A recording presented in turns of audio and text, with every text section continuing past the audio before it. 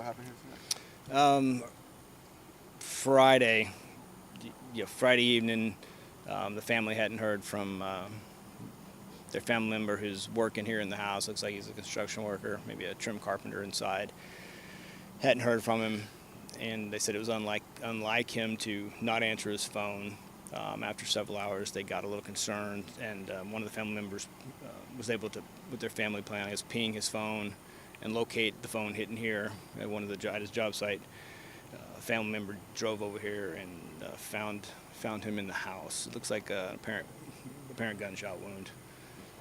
Yeah. Do we have any leads? Nothing right now.